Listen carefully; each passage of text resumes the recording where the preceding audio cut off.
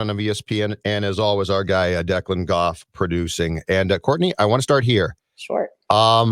We had a bunch of baseball teams elect as a form of protest, I guess, not to play games the past 2 days. Hockey shut down for Thursday and Friday, and we'll be back on Saturday. And of course, this was all from what took place in Kenosha, Wisconsin. And the jumping off point was the NBA, and the Milwaukee Bucks in particular decided not to play on Wednesday. And then the rest of the teams joined them, and they're not going to resume, I don't think, in the NBA in the bubble in Orlando until Saturday. Football teams around the league protested by not practicing, I think starting with the Lions on Tuesday. Yeah. The Vikings talked about this. How close do you think that the Vikings came to doing this? They obviously did practice on Thursday. And do you think Vikings-wise this is the end of the line that they just talked about it? Or what's your take on where they stand as a team right now? Yeah. So when I went out there to TCO Performance Center on Thursday morning, I go to get my COVID test just about every day. And I wasn't allowed in the facility as a media member, like to go work in the press box, but I got to go around because I had to get my COVID test. And I was told that we weren't allowed in there at that time because the team was in a meeting. So from our understanding, it was a really intense, emotional 2-hour meeting that they had on Thursday morning. And I had been checking in with sources in the building, and I was like, so what's the deal? And at first it was kind of the vibe of, you should be prepared not to be at practice today. I think it was closer to, I know Mike Zimmer said that it didn't really come up all that much, but I know from certain people that I spoke with that it was definitely on the minds of players. Should they follow suit? Should they try to kind of have some solidarity with other teams in the league? But what it boiled down to is what Mike Zimmer said, and it was no slight on any other teams. There were 9 on Thursday that decided not to practice, but he said that they wanted to affect actual change, in that you don't want just the 24-hour shock value of, we're not practicing, we're going to, not go to walkthrough, is what they did in the morning. They didn't want it to be a blip on the radar, which I sometimes think, I think it was a very powerful statement what the NBA did in the bubble on Wednesday. And certainly even in this area with the Twins not practice or not having their game on Thursday. But in all of that, it's kind of well, what good does that do? And I'm not saying that from it's not meant to be flippant about it, but it's the Vikings want to have that conversation of how you move this thing forward. And really, I think when you listen to Eric Kendricks, because he's been so vocal about this, one of the most vocal players in the NFL, I'd put him up there with Malcolm Jenkins, those guys, about social justice and the need for reform and different systems and things like that. You can just tell he's exhausted.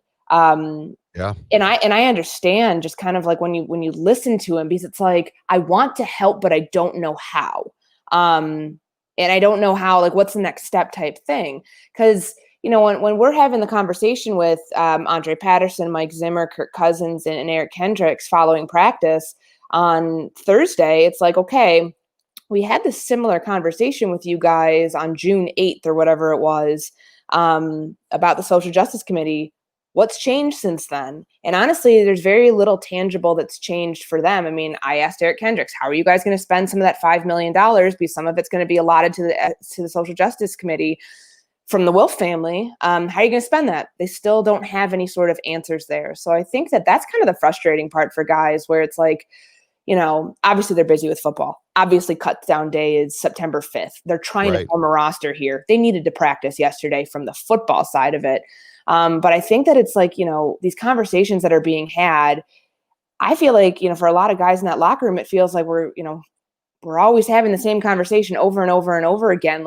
What can we actually do to create a tangible change? And that's something that Kirk Cousins said that, he's really proud of with Eric Kendricks, because that's the type of conversation that Kendricks is bringing to the table. Let's not just have lip service here. Let's not just sit here and talk about it, air out our grievances and talk about things that's happened to us, talk about the ways that we've been victimized and our blackness has been weaponized against us. Let's talk about actually making change. And when you have guys like that, a core group, especially on this defense that's been together for so long, and so many of them share similar experiences and are part of the Social Justice Committee, from Anthony Harris to Anthony Barr, Eric Kendricks.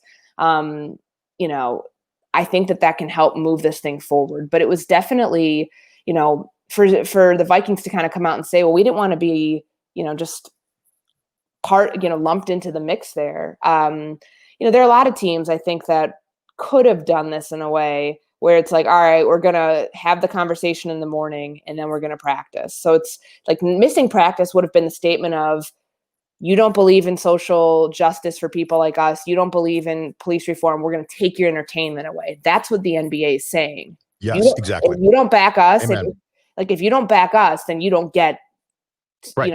If you don't support our causes, if you don't see the value and the validity in our causes, because then how we benefit you by dribbling a ball or throwing a football or catching a football, that goes away. And I think that's like strong leverage that these teams have to be able to shake the hell out of people and wake people up in ways that we haven't been, privy to before. Yeah, and I think the thing is too, when it comes to baseball, basketball, hockey right now, they can actually take their product away. Football's practicing. Like if a football team doesn't practice, do people care? I don't think so. Which leads me to my next question, which is, so I think I've seen this on Twitter and elsewhere. I think the stance of sports fans is you're supposed to play games, man. You're supposed to entertain me. I want to see my sports. It's an escape. Which is the very reason why these guys are doing what they're doing, which I applaud, which is to say, no, you don't get what you want. And by the way, sports is very special because it's a unique workforce. Like if you decide not to go cover the Vikings today, they can find somebody that can. If I decide not to do this show, then guess what? Someone else sits here and it goes on and it's fine. If a football team's like, especially a quarterback is like, peace out, bye. You don't replace that guy unless you go down to the XFL. So here's my question. Do you think, as far as football goes, which I think we all can agree is the most popular sport in this country, what we saw this week from some teams not practicing is tip of the iceberg? Because I will say this, if a week from Thursday night, Courtney Cronin, Deshaun Watson and the Texans and Pat Mahomes and the Chiefs say, we're not playing. That's going to cause, and this is what they want, and I don't blame them.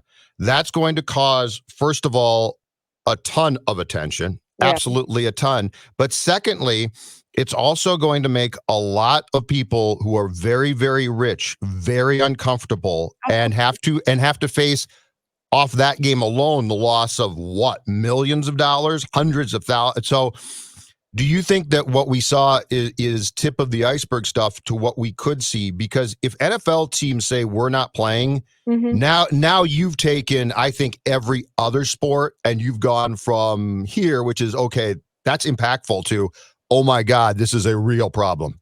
Well, I think the owners have to be aware of it right now, realizing that if an instance like this happens again, where there is a video camera capturing police brutality or mishandling of force, I don't think anything from the Jacob Blake thing is going to stem all the way into 2 weeks from now when we have football. I think that teams will have quote unquote moved on, or at least been able to put that behind them, say we talked about it, let's play ball.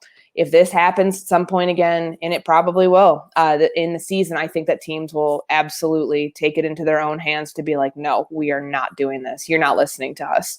And it really even shouldn't be on the NFL or the NBA or the WNBA or anybody else like to fight racism at this point. Like we should have, our leaders be doing this. Like that's just the funniest thing in the world to me. It's like we rely on our sports teams, which are supposed to be our escape from reality, which are supposed to be not real life, like just sports, right? No, it's not just sports, because these people are like the leaders and the ones who are like champions for social causes and affecting change, which is just like you're doing the job of like you're doing like 6 different jobs here, which is insane because we task them with so much. But I think to your point, it could absolutely happen where you see teams boycott games, and it's always I don't know, we look at like NBA coaches as like, yeah, they actually get it, because you hear Doc Rivers shoot from the heart the other night, and everybody kind of sees like, okay, that's the voice of the NBA right there.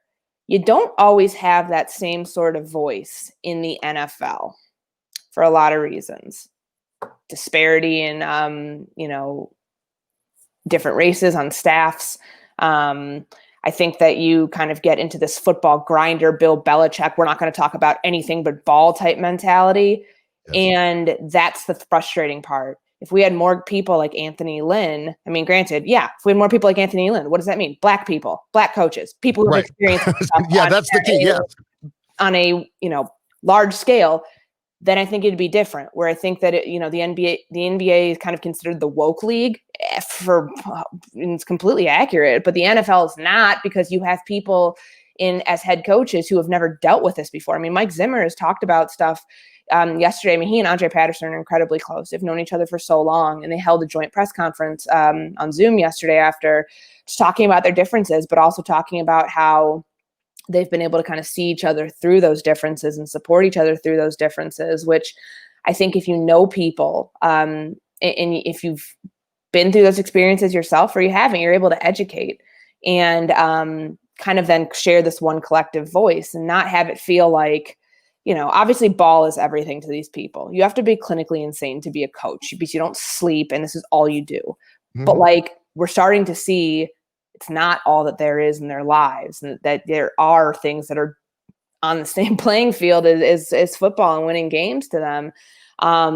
So, I mean, kind of in a roundabout way, it's just is there going to be a point this year where the coaches who are like, no, we're football men, we've prepared for this game, we're playing this game, when they get outruled, what's that going to yield? Because it could happen. Exactly. Okay, from real life stuff to this. Reckless speculation. Since there's no good way to transition, we just will. Appreciate that. I want you to up to a point that you are comfortable as a responsible journalist covering the Vikings. Yes. Because this is a big deal. This is enough practices now where we can't just be like, ow, get over it. Yep. I want you to recklessly speculate as much as you can on Danielle Hunter's status. And I believe we're now at 11 practices, if I'm not mistaken. It'll be 11. It'll be, if he doesn't practice on Friday, it'll be 11. Okay. For lack of a better question, what the hell do you think's going on here? All right. So I asked Mike Zimmer about this, because obviously when we were talking to him. And by the way, thank you for doing that. I mean, somebody had to do their job. Somebody had to do it. I hate to take shots at people, but this is a big deal. Yeah, it's a big deal. And yes, social justice was 1000% the focus yesterday. And I think the team handled it really well with giving us players afterwards to talk about it, et cetera, coaches too. But Danielle Hunter not practicing for 10 straight practices, say what you want. Oh, he doesn't need to practice. It's training camp. Of course he doesn't need to practice. It's Danielle Hunter. But it raises some eyebrows. If Mike Zimmer is holding true to it's a little tweak thing, which he did when I pressed him on it again, and I said, for 10 days, little tweak. These things sometimes take a while. I believe. I'm proud of you right now. I'm just channeling you.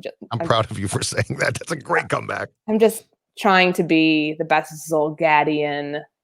No, I mean, it's completely legit. It's completely a legit question to finally say you're talking about a tweak after 10 practices. And by the way, you're a football coach. And back to what you said previously, Courtney, and you're exactly right.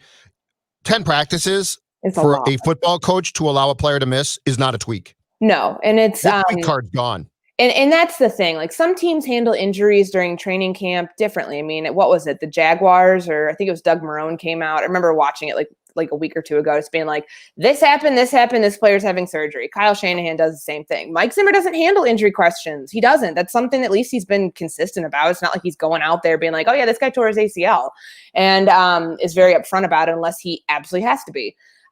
Which is usually after a player had surgery. I mean, even with Ben Gideon on the PUP list, which to my understanding is because he's had this concussion. He missed 10 games because of it last year. He is not in good shape with that stuff. Zimmer was even very kind of gun shy about talking about anything there. So, what I think this Danielle Hunter thing is, if it's an injury, it's much more serious than a tweak. It could be a slight tear, you would think.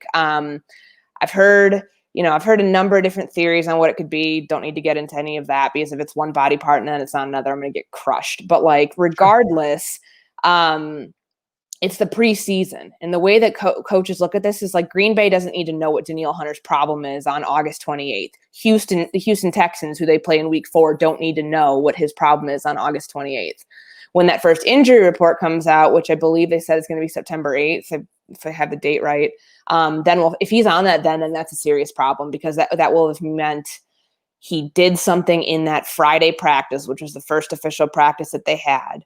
And that was now, what would be 10, 11, 14 days ago, pretty much. It was 2 weeks ago today. So that's a serious problem if that really happened. But I've had a lot of questions about this, Judd. Is it really an injury? Is it the contract status? And I think that I've bought into my own paranoia about the contract thing, being like, where there's smoke, there's fire. He did sign a really, really bad deal 3 years ago because he was 23 years old. And even though his agent is an experienced agent, still for Danielle to sign that very team-friendly contract, well done, Rob Brzezinski, because that is just elite level of getting one of the best deal. one of the best. 5 years, $72 million, 40 guaranteed. He outplayed that contract about 2 years ago. So if it's a contract thing, I wonder if they're able to get it done before the season, because when I checked in on this, kind of like checking the boxes, what do you guys have to do this year? Dalvin Cook, Danielle Hunter is eventually going to get restructured. It's always kind of been we'll handle it down the line. Maybe it gets done, in 2021.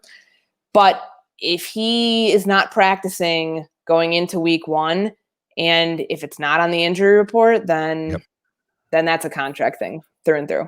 And I would get it, because hell, he's outplayed that. He needs to be paid.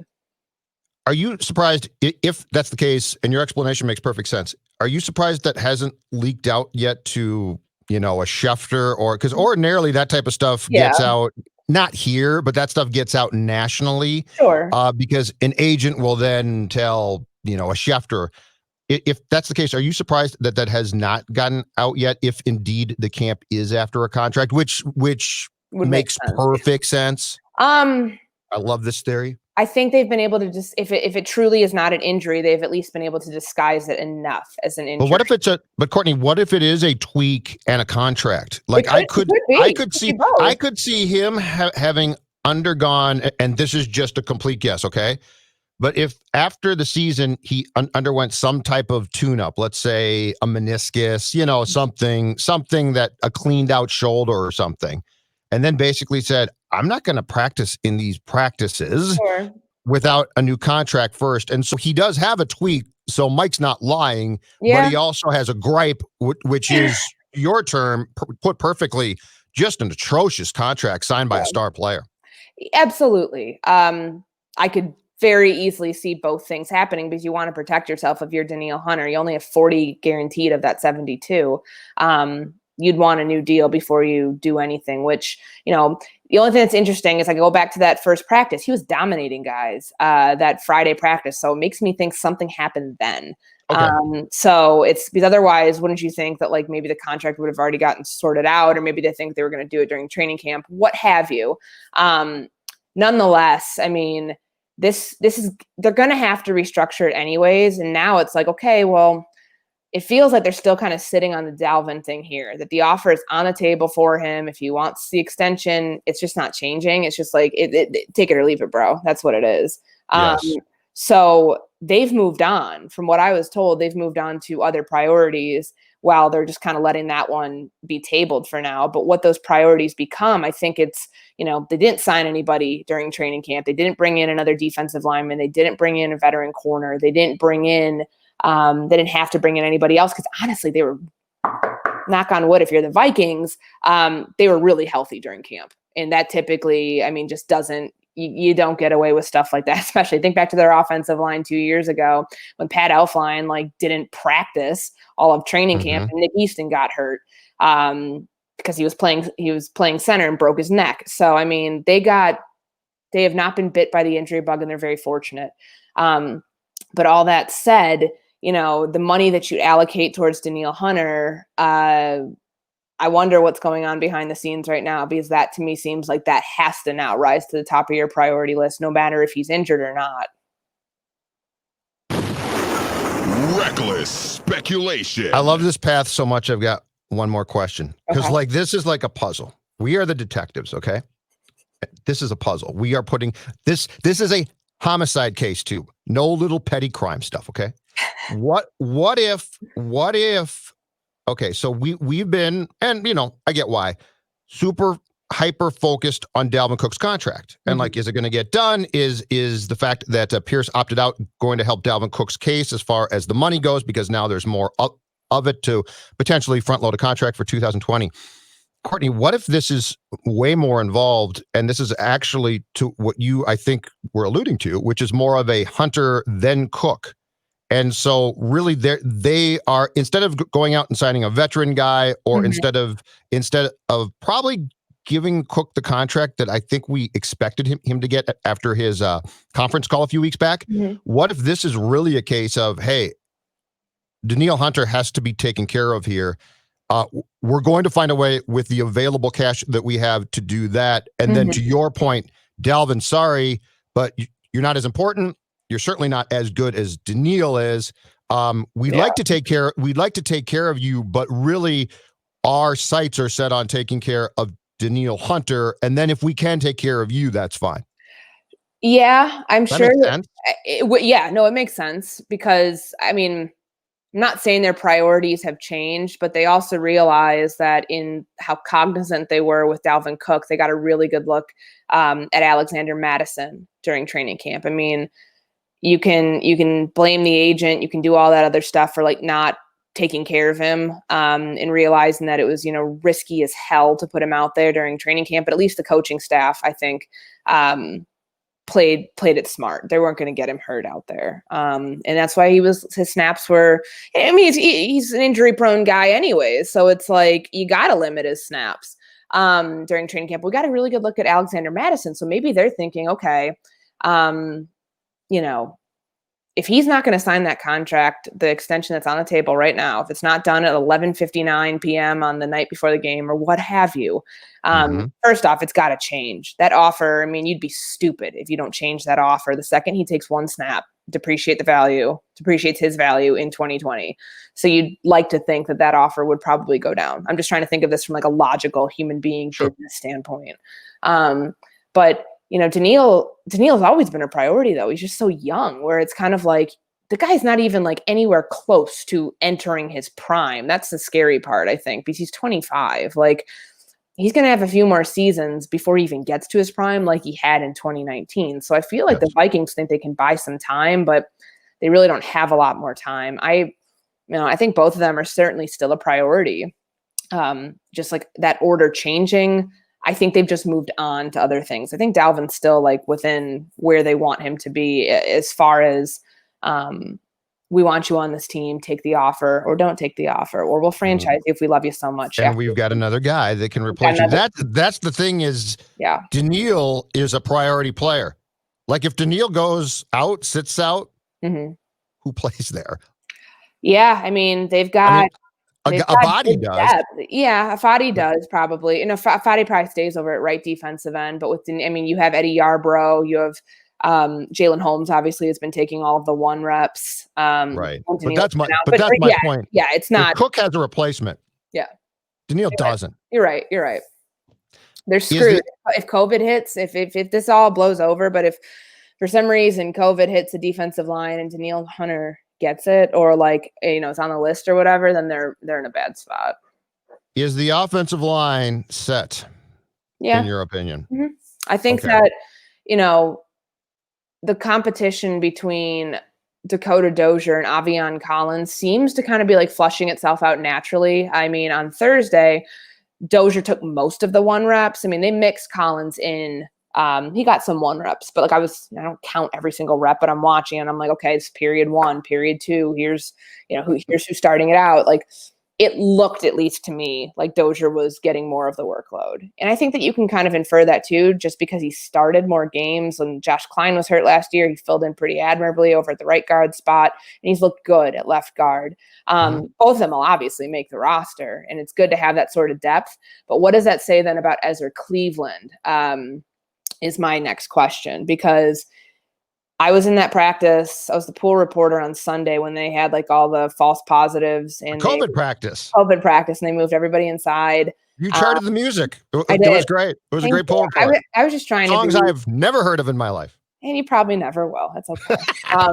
I just was trying to be as detailed and thorough as I could be, but I thought the interesting thing was that was the first day because Cleveland was one of those false positives. So we assume BC is one of the 8 that were not there, not named Danielle Hunter, that weren't practicing. That you could that it just all right. That's the day that like the Vikings were like, all right, Collins goes with the 1s when Dozier's with the 2s. Dozier's goes with the 1s when Collins with the 2s, and they've kept that same sort of thing. Probably realizing that Cleveland wasn't going to be ready to compete for that job anyways. But now they're like, all right, well, we like this for now. We still need to get a little bit more of a look before we're truly are set. And maybe they are set after this week. But I don't think Ezra Cleveland right now is ready to compete for that job. I mean, he's not like, but who's to say that maybe it doesn't happen like week 8 of the season? I mean, we saw Brian O'Neill, that Arizona game, which I want to say was week 6 of 2018. He supplanted Rashad Hill at right tackle. And that was the game that like as a starter, because he got in on that Green Bay game in week 2, I want to say, the one where they tied. But I mean, yeah, that was like, it took him 6 weeks of the season before he was ready to go. And maybe that's something we see with Ezra Cleveland this year. If Pat Elflein really, really struggles at right guard, or, Collins or Dozier, which, yeah, it looks good right now because the defensive line's weaker this year. You're not going against Linval Joseph. Or at least, just you don't have the same sort of, you don't have Everson Griffin coming off the edge. You don't have Linval Joseph. I mean, it's no slight on who's in there now, but the defensive line looks weaker and the offensive line play looks better. Absolutely. But let's see what that actually looks like when you're going against, other teams. So it looks good right now, but is this going to become Tom Compton part 2? I don't know. I guess we'll find out. Do you think that we might get to a point too where if this team is, let's say they're okay, decent, good, but not great, do you think we get to a point in the season where if the offensive line is not playing well, it makes sense to do something else? And I'm saying like 8 or 9 weeks into the season, Courtney, with Reef, and just start Cleveland at left tackle, because I mean that's his place, that's his spot, and I would fully expect that if things go according to plan, opening day of 2021, Cleveland's going to be the left tackle, because they seem to be trying to shoehorn him in there at guard. And I get why, but I would also think that if you don't think he's a great guard, there's no real reason to have him almost purposely fail there when ultimately he's your left tackle. Yeah, it's like you don't want to. I mean, yeah, things happen faster on the inside. That's what they always say, and that it'll be, it's good cross training essentially to like learn another position, and you're on the same side of the line. Like it's not like he was playing right guard, which we thought he was at first because Gary didn't clarify. It's because Gary didn't clarify. Gary wasn't truthful with you guys. Gary. He's left. Come on, you and Collar trust Gary implicitly. He's like a father to you guys, and what does he do? Mislead you. Oh, it was very sad. But he, I think for for Cleveland being on that side of the line, it shouldn't be hard then if if he's played left tackle for 3 years at Boise, like he should be able to pop back out there. Yeah. If either the season's lost at some point, or if, if they had a losing streak and everything, you might as well turn it over to him early. But if you see something in practice where he's running with the 2s at left tackle, maybe that's where he goes now in camp when we're not going to be able to see, not camp, in practice when we're not going to be able to see it, then that would make sense. But, I think at some point he plays this season because he was drafted too high to be sitting out this whole year. Yeah, and tackle makes sense just to sort of that's where give him that test run. Like, I mean, that's the thing. Like, so many teams do this where they like draft a guy and play him out of position, and you just sit there. You're like, why? Because football for the end, since the day that I started to cover it, football coaches are guilty of being too cute. I think it's like they just get too cute. This guilt feeling of like, we can't have him sit on the bench. He's a second round draft pick. Like, I think we got to play him somewhere because we got to justify the contract. You can really only do that. You can, at least it kind of feels like you can really only do that with the quarterback position. So like have him sit behind somebody for a year if you're a first round pick, Josh Rosen style. So, I mean, yeah, tough situation. But it shouldn't really be tough. It's like artificially manufactured. Well, he's a second round pick, so give him the priority. I get, Sure. He'll be the only rookie that makes the offensive line. Like that's a no brainer. So the official cutdown day, as you brought up earlier on this show, is a week from tomorrow. Saturday. Yep. Saturday, September 5th. Give me your early predictions for surprise either cuts or makes from what you have ascertained from training camp. Just filled out my my 53, my final one, because That's important. I know. It is. We turn ours in at ESPN kind of early because there's 32 of us, and it takes time to post those things. So I guess surprise. That's the thing. There's not going to be a whole ton of surprises this year, which is kind of great because I'm looking at my couch over there. Like usually on cut down day, I'm on that couch from about 6:45 in the morning till about 6:45 at night. It's a miserable existence. Calling agents, talking with sources, figuring out, did this guy make the team? Who is a surprise cut? Just going through the motions. Last year was cool because last year it was like Laquan Treadwell, the first round pick from a couple years ago, and Kyle Sloter are both not making the team. And that was big news because Kyle thought he was going to be a starting quarterback, and so did his family and everybody else on Twitter. So that was fun to watch that one play out. And then Laquan, it's like, oh my God, the questions for the entire year. Why haven't they cut him yet? Why haven't they cut him yet? Because you're going to give a first round pick every freaking chance to make the roster when he's under contract, and it's not even his last year. So yes, I don't think it's going to be that this year though. There's nobody, at least to me, that stands out as like, I don't know, a veteran on the bubble. Like if you would have asked me before training camp, and I think I wrote it, it could have been, if you asked me in March, it would have been Reef because we didn't know. Mm-hmm. Obviously not. If you asked me in July before we saw camp practices, I think I said Elfline. And I think I also brought up Shamar Stephen. Well, Michael Pierce opted out. That saved Shamar Stephen. Pat Elfline moved to right guard. That saved Pat Elfline. So there's no real thing like that.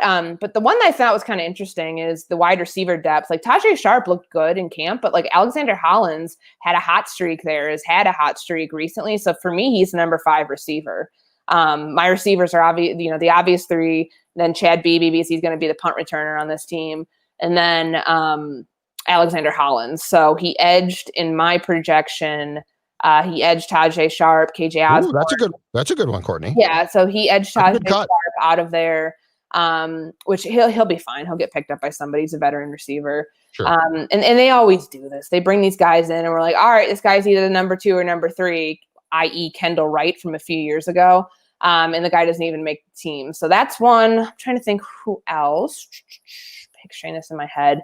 Neville Clark hasn't really done a whole ton. He's the top UDFA, him and Courtney Davis, who's the other receiver, who will be on the practice squad because they guaranteed him $100K. But Neville Clark I have them with 6 cornerbacks right now. I think my initial projection had 7. But they really are in a decently good looking spot. I mean, you don't want to speak too soon with their cornerback depth at the moment. Right. Behind you got your top 4, which are, Hughes, Gladney, Hill, and Dantzler. And then it's Boyd and Clark in my projection. Outside of that, I mean, safety is one where it's like they keep bringing these dudes. They clearly are not happy with their defense. They've got no depth there, right? No, they don't. Like the starters are good, but beyond that, no depth. Yes. And like, that's why Brian Cole, the 7th round pick who did absolutely nothing during camp, he got cut a few days ago. Josh Metellus from Michigan. He's looked good.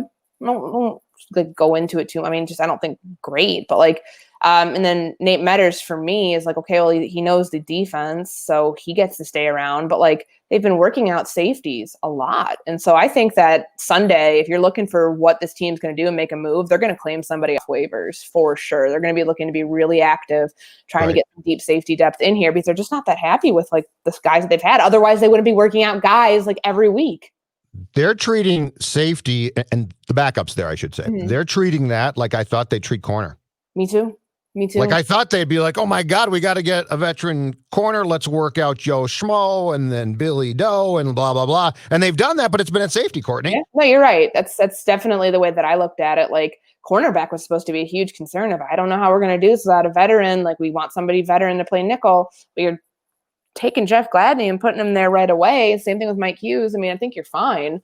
We'll see how that actually pans out when they go against Aaron Rodgers, Phillip Rivers, Ryan Tannehill, who else am I forgetting? Sean Watson, Russell week one. Wilson. That's all. Week one, we're going to learn a lot about these young guys at cornerback. No, I mean, but it's like you have those 5 quarterbacks in the first 5 weeks. Like you're confident about your corners right now. Will you still be confident? Is the question that we're all going to have to answer after that.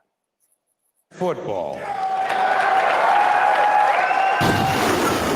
Reckless speculation. Courtney Cronin, fantastic work. Thank you, Judd. The Hunter theories, absolutely solid. I have a lot of time to think about things like this. But it helps me because I've been trying, because Zim does not allow you to skip 10 practices and be like, it's just a tweak. There has to be more there. And I think you are right. I think something is, and the contract, the worst contract on the Vikings, and this is going to sound weird, it's not Cook, it's Hunter's.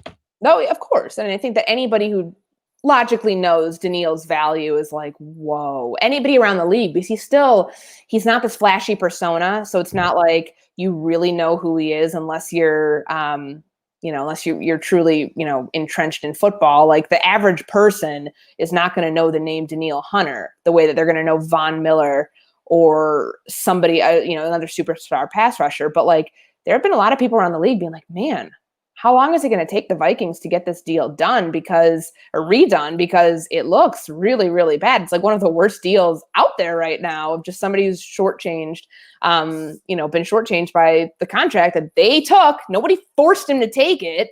Yeah.